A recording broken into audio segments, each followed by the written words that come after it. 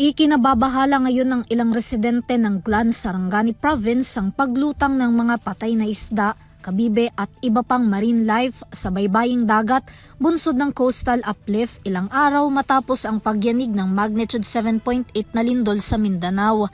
Ayon sa Department of Environment and Natural Resources o DENR Saxurgen, lubos na pinangangambahan ng ilang residente na nakatira malapit sa baybayin ng pagkamatay ng mga lamang dagat.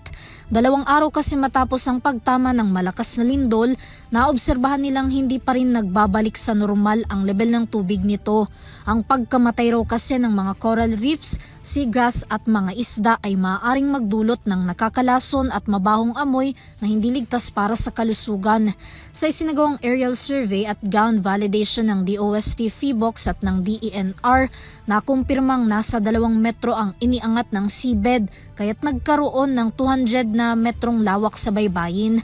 Sa ngayon, bumuo na ang DENR Region 12 at iba pang kinauukulang opisina ng team para sa gagawing scientific study ng coastal uplift at mga hakbang na gagawin.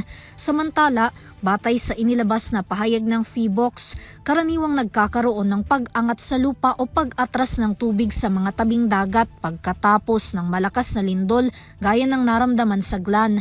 Maaari itong magdulot ng pagkatuyo at pagkamatay ng mga coral reefs at seagrass na tinitirahan ng mga isda.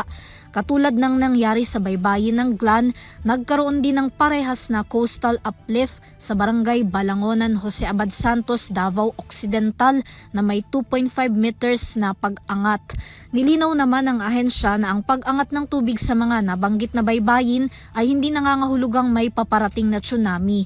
Bukod sa mga residente ng Glan, nagpaabot din ng pag-aalala si dating Senador Cynthia Villar na anyay nakakabahala at tila isang babala. Nanawagan rin ito sa DENR na gumawa ng agarang aksyon. Para sa EuroTV News, Vanessa Cleofas, sumasaludo sa bawat Pilipino.